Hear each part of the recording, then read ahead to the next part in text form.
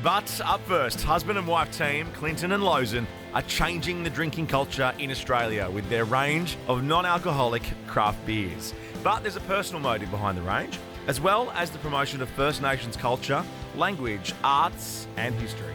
Two best reactions I can get. One is when people drink it and they are beer drinkers and they go, oh my God, it tastes like beer. I go, done my job.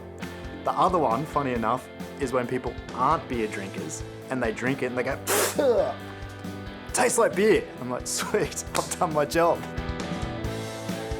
Hi, my name's Clinton. And I'm Lozen. And this is our passion. Sober's really an extension of my lived journey. I stopped drinking 7 years ago. After I'd had a big night drinking, I was laying in the bed hungover. My boy rattled his little finger in my face and he just went, Dad, can you stop drinking silly drink? That was the last time I ever touched alcohol. I had a pretty rough childhood and I guess there was a lot of trauma that came out of that, and I dealt with a lot of that trauma for a long period with drug and alcohol abuse.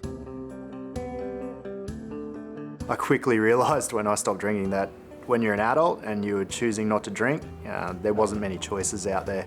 I love beer. I love it as a base ingredient to create other things off. I love the flavour of it in itself to drink, but I just didn't want alcohol. And so I started mucking around, just sort of brewing some non-alc beers for myself. I literally grew up brewing beer with my granddad when I was like 6 years old. The big bench across here for all the service, and then we've got our kitchen. We had a little food truck at the time and we were doing all sort of native foods inspired dishes in that food truck. It was called Clinto's Cup Murray. We thought, it'd be pretty cool to pair the beers up with the food that we were doing, so that's what led us to starting to infuse everything that we were doing with native foods.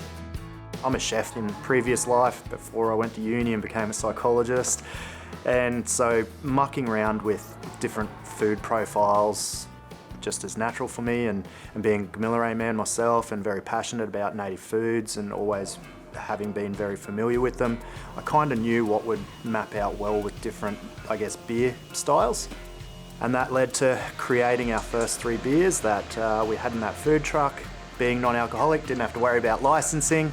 And over time, what we saw was we had a lot more people who were coming to get our beers, more so even than the food at times. 99 cans of beer on the wall.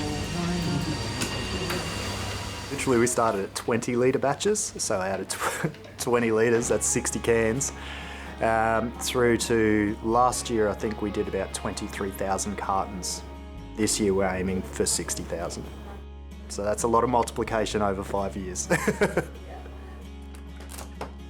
These gluten-free beers that we have, we actually send them off to a laboratory and have them tested to ensure that they are actually gluten-free and that they're safe for celiacs. When they drink it, I just want them to be able to appreciate it for what it is, and that's high-quality craft beer. Being able to have people enjoying the beers that you've made, there's nothing better. It really is. As a proud Gamilaroi man, Clinton is driven to share his culture through every aspect of the business, including the artwork presented on each and every can. For me, those cans are like a little mobile cultural tourism destination, be it through the art, be it through the branding, through the explanations we give of where the ingredients have come from and the language groups that they're associated with, etc. And hopefully that just triggers something in people to want to go and learn a little bit more. And that's a wonderful thing to be able to do. As we get larger, it's giving us the ability to give back more. One cause Clinton has been passionately giving back to for many years is the Preston Campbell Foundation, which provides mentorship programs and training opportunities to help young people achieve their dreams. And one training ground is the Presto's Training Cafe at Dreamworld. These Presto pies. Hey. There's a few pies there.